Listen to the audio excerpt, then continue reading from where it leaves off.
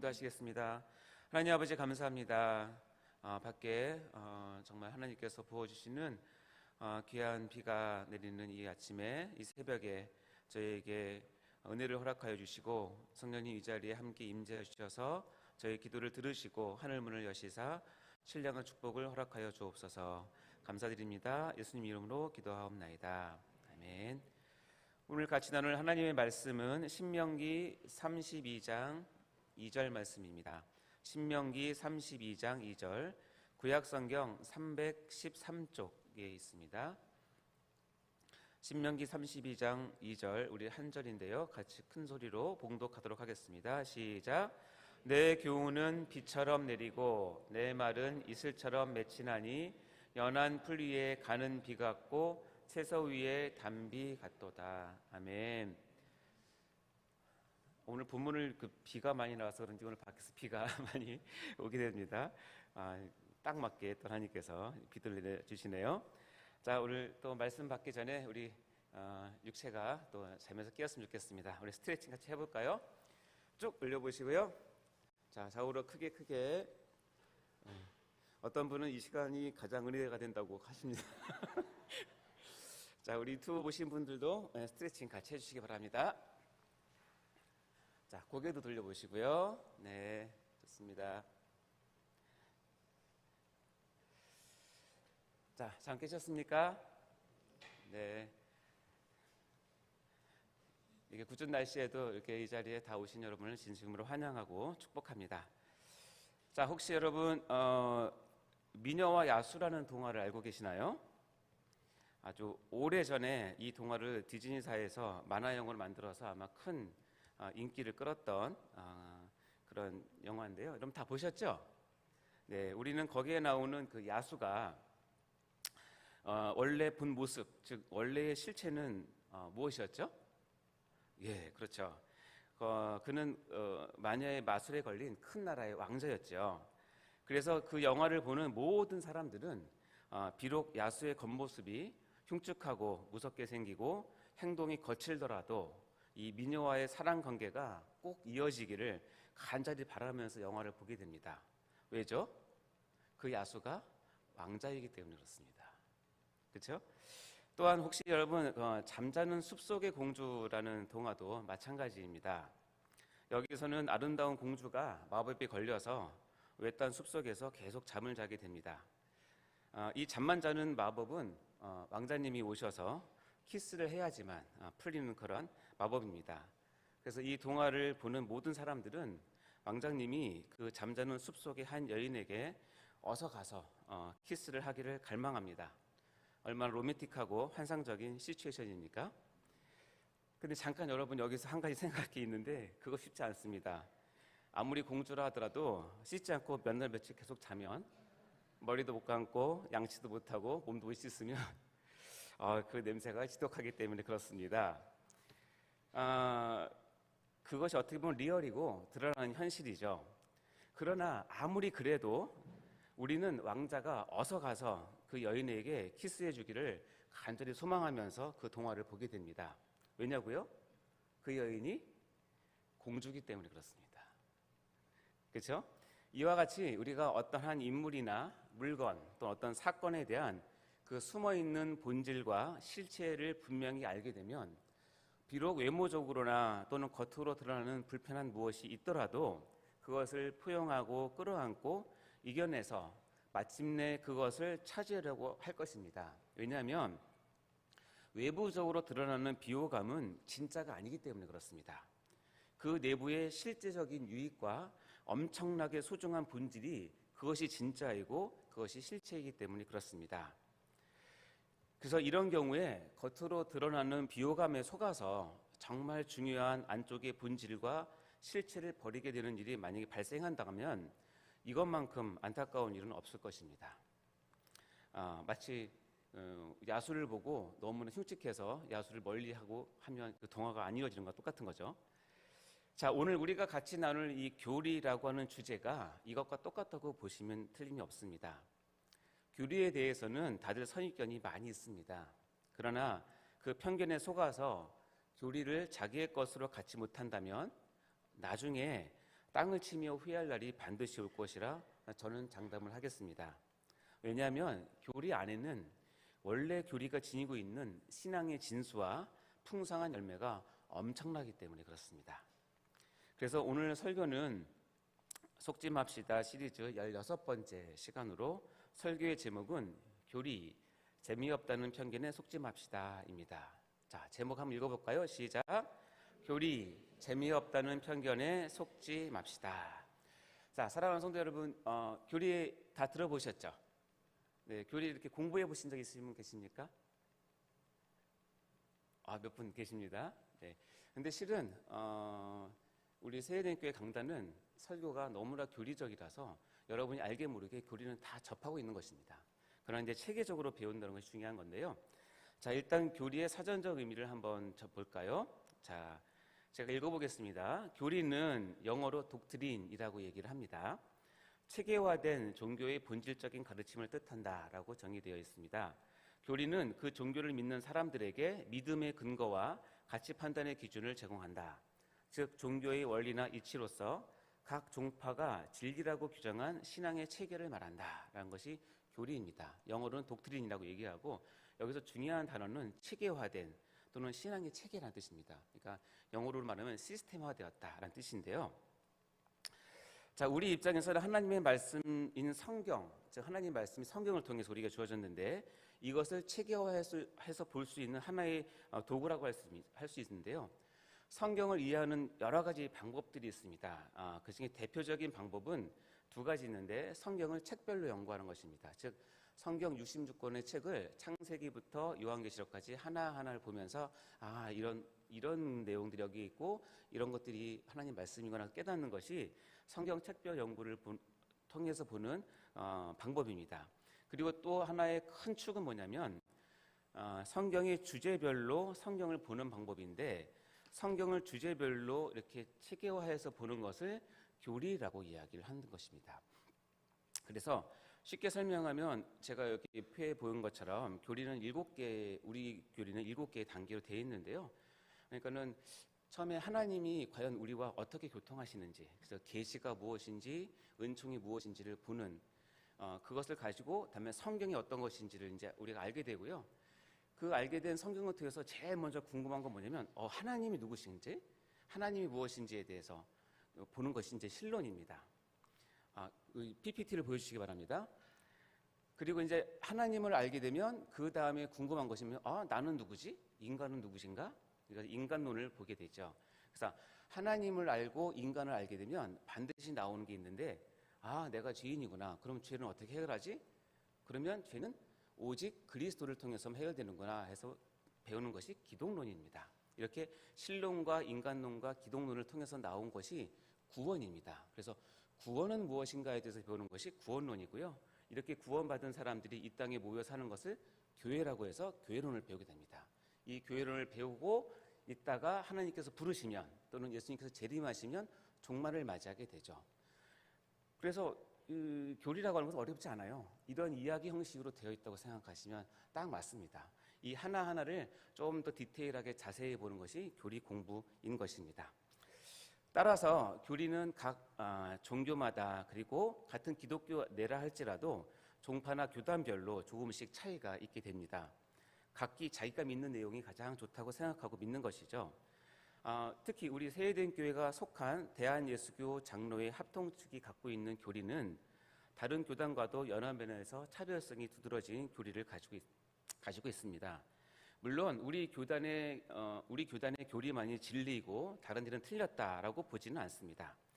하지만 저희 개인적인 견해로는 우리 교단이 갖고 있는 교리 체계는 칼빈주의를 따르고 있고요. 그리고 제가 보기에는 가장 성경에 가까운 가장 성경적인 교리라고 저는 확신을 합니다.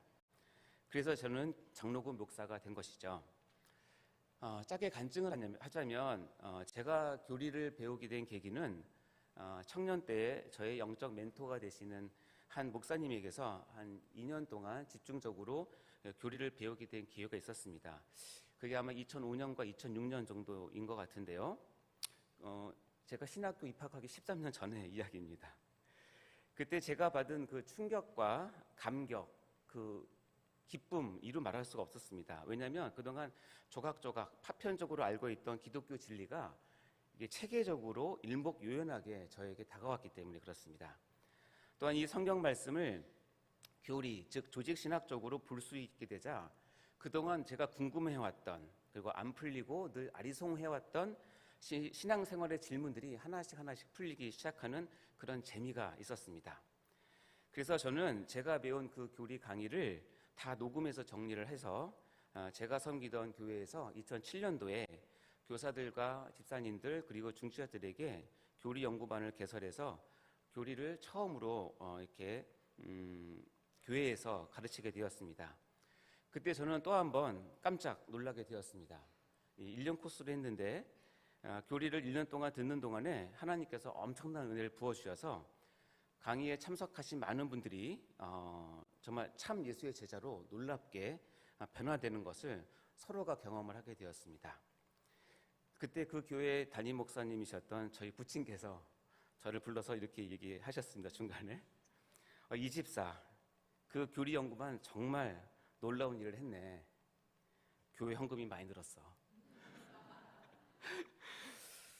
그동안 교회 다니면서 헌금 생활도 11조 생활도 거의 하지 않던 성도들이 그 교리 연구반 시간을 통해서 감동을 받아서 자발적으로 헌금과 11조를 시작한 것입니다. 그러니까 목사님 입장에서는 정말 놀라웠겠죠. 물론 제가 교리 시간에 헌금이나 11조를 한 번도 언급한 적은 없었습니다. 그러나 그들이 하나님께 은혜를 받아서 그것이 자연스럽게 나오게 된 것이죠. 그 후에도 2기, 3기에서 총 8기까지 8번에 걸쳐서 교리 연구반을 개설해서 교회 여러 성도님들을 섬기게 되었습니다. 모두가 하나님의 큰 은혜였습니다. 그리고 저는 개인적으로 그것을 계기로 제 마음속에 이런 소망을 갖게 되었는데 주님 원하신다면 저를 말씀을 전문적으로 가르치는 목사가 되게 해주세요라고 하는 소망이 그때 생기기 시작했고요. 하나님께서 이 기도를 들어주셔서 2016년도에 몽골의 고비 사막 한가운데서 저를 목회자로 불러주셨고요.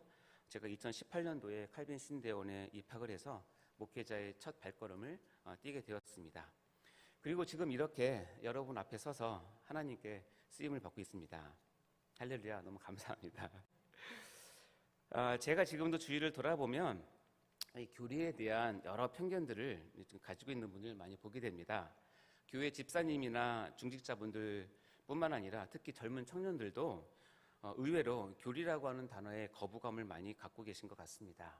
대표적인 건 뭐냐면 어렵다, 딱딱하다, 고루하다, 시대에 뒤떨어진다, 심지어는 꼰대 같다 한 분이 있고 어떤 분은 교리를 얘기하면 이단스럽다라고 얘기하는 분이 있습니다. 그리고 이건 오해입니다. 교리를 잘 모르기 때문에 그렇게 표현하는 건데요. 정말 바른 교리가 들어가야 바른 신앙이 생긴다는 것을 제가 다시 한번 강조를 합니다. 한마디로 그걸 말하면 교리는 정말 재미없어. 이게 그분들의 편견입니다. 그런데 절대 그렇지 않습니다. 자, 오늘 본문 말씀을 다시 한번 보면서 그것을 설명해 보도록 하겠습니다. 신명기 32장 2절 말씀 시작. 내 교훈은 비처럼 내리고 내 말은 이슬처럼 맺히나니 연한 풀 위에 가는 비 같고 채소 위에 단비 같도다. 자, 이 본문 말씀은 모세가 가나안 입성을 앞두고 새 노래로 이스라엘 백성들에게 마지막 교훈을 주고 있는 장면인데요. 여기서 내 교훈이라고 한 부분은 1차적으로는 모세가 이스라엘 백성에게 베푼 교훈이지만 궁극적으로는 하나님의 교훈을 뜻하는 것입니다. 그런데 이 하나님의 교훈이 딱딱하고 무섭고 지겹고 재미없는 것이 아니라 이 본문 말씀처럼 비처럼 이슬처럼 단비처럼 우리의 메마른 심령에 내려온다고 표현하고 있는 것입니다. 성경에서 비나 이슬, 단비는 하늘에서 내려오는 생명을 뜻하는 그런 이미지이거든요. 이것이 연한 풀과 채소와 같은 우리의 연약한 심령에 내려서 우리에게 활기를 갖게 하고 새 생명을 누리게 하고 정말로 재미지게 하고 그래서 또 다른 열매를 맺게 한다는 것을 이렇게 시적으로 표현한 것입니다.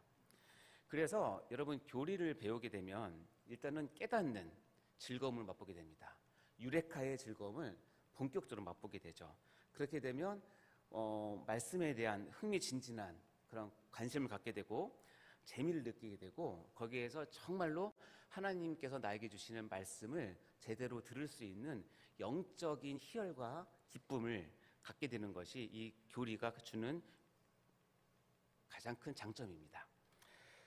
자, 그러면 우리가 여기서 말하는 내 교훈이라고 표현된 것이 있는데요. 이거를 영어 성경인 NIV와 킹 제임스 버전에서는 교훈이란 단어를 독트린, 즉 교리라고 번역을 했습니다. 즉 내 교리라고 읽어도 무방하다는 것이죠.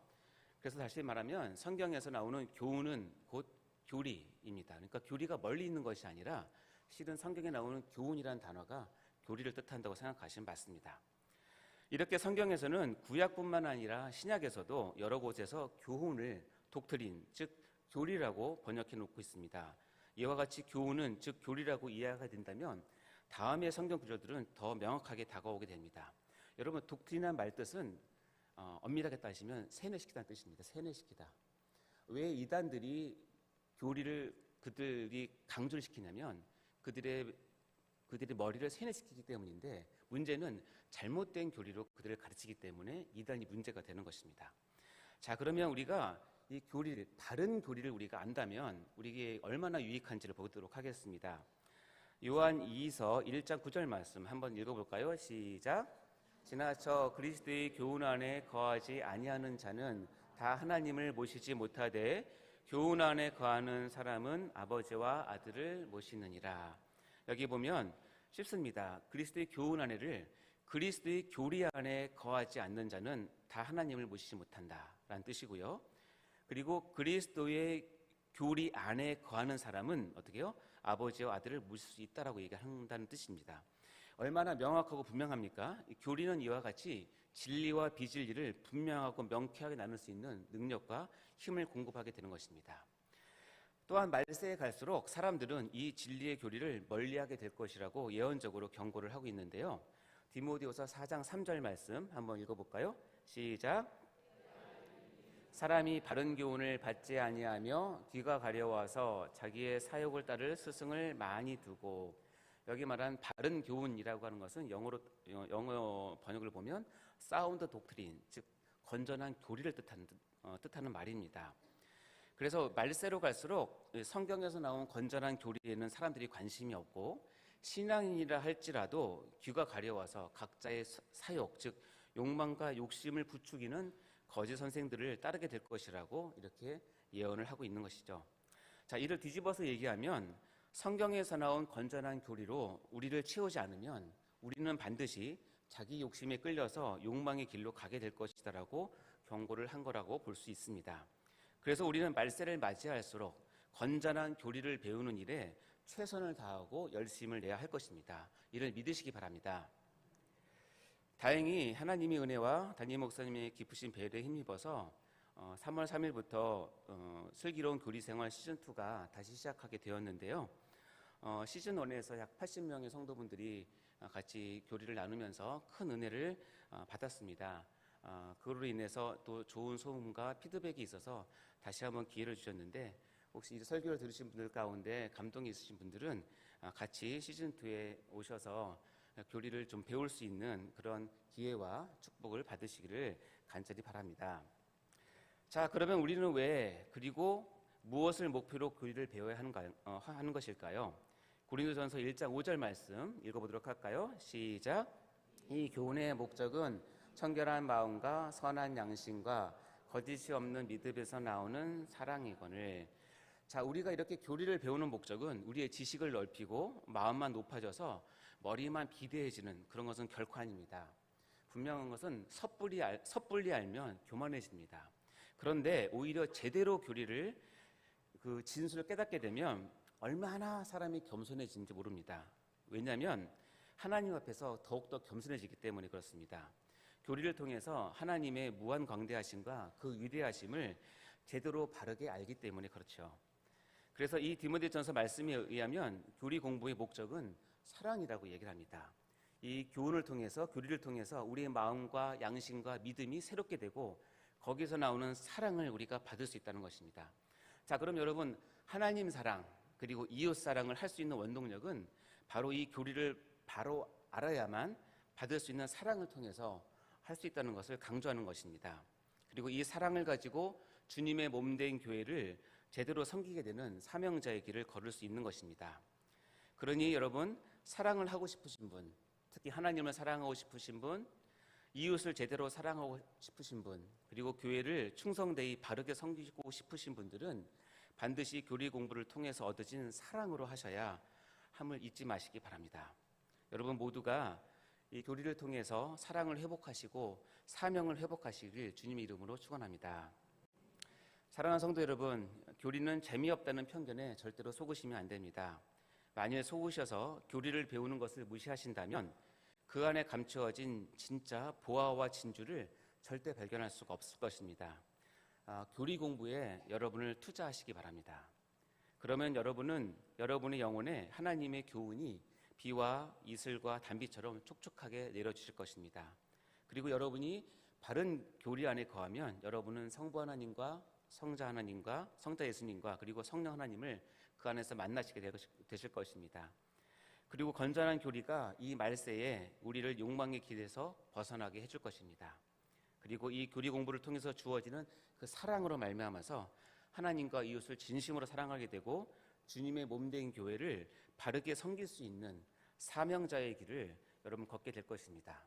이와 같이 하나님 말씀에 대한 체계화된 교리를 열심히 배우시고 겸손히 하나님 앞에 쓰임 받으시는, 그래서 진정한 무익한 종으로 인정받는 성도님 다 되시기를 주님의 이름으로 축원합니다.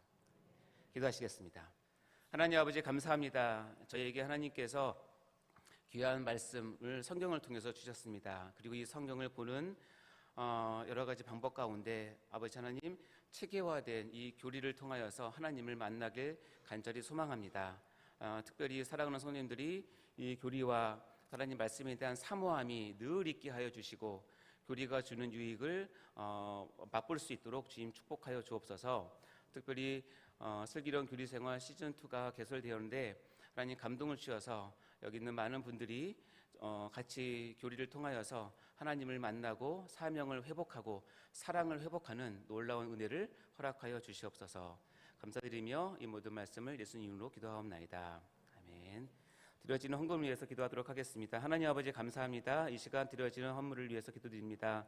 감사의 헌금이 있습니다. 그리고 1,000번째 헌금과 11조 드리는 손길이 있습니다. 주님 함께하여 주시고 드려지는 모든 손길 가운데 하나님 축복하여 주시고 하늘문을 여시고 하늘의 신령한 축복과 이 땅의 풍성한 기름진 것을 다 공급하여 주시옵소서. 기도의 응답을 허락하여 주옵소서. 감사드리며 예수님 이름으로 기도하옵나이다.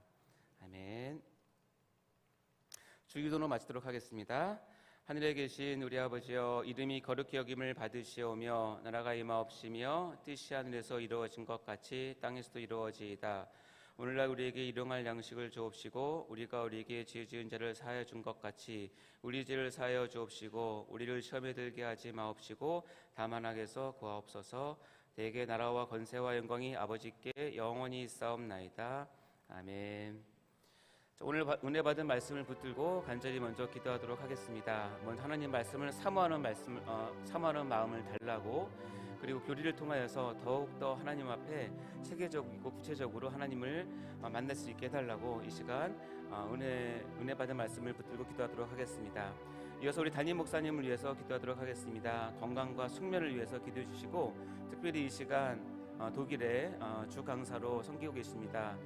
코스테 한국 유럽 유학생 선교회에서 주 강사로 지금 섬기고 계신데 하는 모든 사역 가운데 하나님께서 큰 은혜 주시고 그곳에서 말씀의 능력이 부흥이 나타나게 해달라고 위해서 담임 목사님 위해서 기도하도록 하겠습니다. 또 오늘 수요 예배를 위해서 기도하도록 하겠습니다. 말씀을 전하실 목사님과 참여할 모든 성도분들이 수요 예배 가운데 큰 은혜 받게 해달라고 기도해 주시고 또 대신방을 위해서 기도해 주시기 바랍니다. 마지막으로 각자 가져오신 기도의 제목들을 하나님께 아뢰며 하나님께 얼굴을 돌리며 하나님의 은혜를 구하는 기도를 하도록 하겠습니다. 우리 같이 주여 부르고 기도하도록 하겠습니다. 주여